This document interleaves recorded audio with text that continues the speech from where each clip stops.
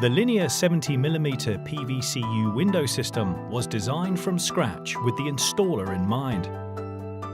Crammed with patented features, the linear system is the only window range to incorporate strength and energy efficiency in one lead-free profile.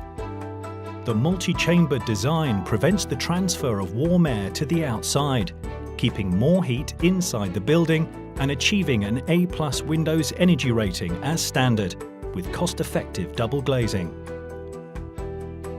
Because of its installer-friendly design, the linear window system is slightly different to others you may have fitted in the past. This video demonstrates how to fit a linear window from start to finish. Firstly, when measuring and surveying windows, ensure that you allow the required expansion gap around the perimeter of the frame. Care must be taken to check that the structure is secure and it is safe to remove the existing window. For the purpose of this video, the surveyors have allowed the correct tolerance of 5mm all round. It is good practice to double-check sizes and styles when you arrive on site before you begin to remove the existing window, both internally as well as externally, to determine the plaster reveal thickness, and to carry out a pre-installation risk assessment to identify and reduce the risk from any potential hazards. To minimize the damage to decoration and the reveal, break the bond between the frame and the plaster by running a sharp blade around the perimeter of the old window, both internally and externally. To make it easier to handle, remove as much of the glazing as possible. You can unscrew and remove any sashes, reducing the overall weight of the final frame to remove. Once the window has been removed, you'll need to clean off any old sealant and debris from around the opening, removing any loose mortar. Now you'll need to prepare the external sill to fit it to the new frame. The sill can be either straight cut to the width of the window frame, or in some cases rebaited to form a horn around the external face of the brick to give a neat finish. Fit the sill end caps using superglue and activator to secure them. It is good practice to run a bead of silicone along the sill upstand prior to fixing it to the window, to prevent the possibility of water blowing through the joint. Secure the sill to the bottom of the window frame using appropriate PVC screws, making sure that they do not break in the internal glazing rebate. In order to prevent moisture from tracking along the sill and into the brickwork, it's necessary to seal the ends of the sill and frame assembly.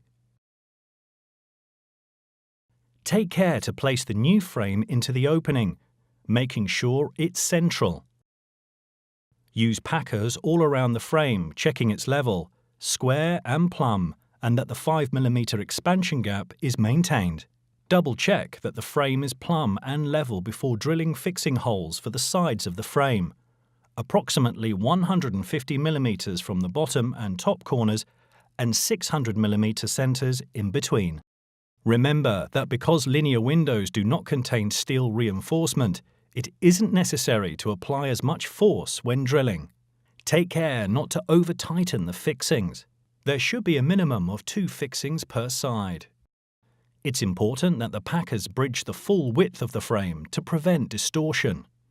Fix the sides of the frame to the wall using nylon sleeve frame anchors, self-tapping masonry screws, or other suitable fixings to match the aperture and surrounds. In order to prevent deflection in windy conditions, you will need to directly fix the top and bottom of frames over 1200mm in width, in accordance to industry codes of practice. Use silicone around the holes that are drilled through the bottom of the frame before inserting the screws. This prevents water entering the reinforcing area inside the frame.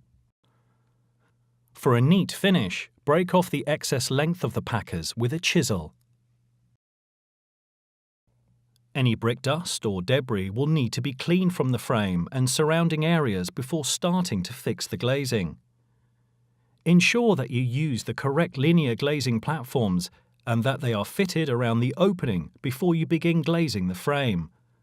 This will ensure the window maintains its support, keeping the glass square in the frame and allowing water to pass into the drainage slots. Linear glazing platforms clip easily into place and don't slide out. It's important to note that installers using non-linear glazing platforms are likely to experience difficulties as the glass won't slide in easily and could potentially get stuck. Note that where opening casements are hinged from the side, they need to be towed and heeled, which means the glass is packed at diagonally opposing corners, at the bottom of the hinge side and top on the handle side, holding the casement square.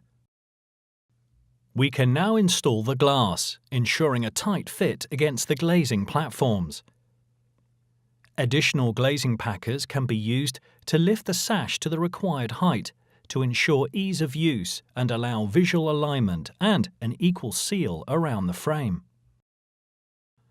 It is worth noting that the tow and heeling process transfers the weight of the glass to the bottom hinges and allows the top hinge to hold the sash in place.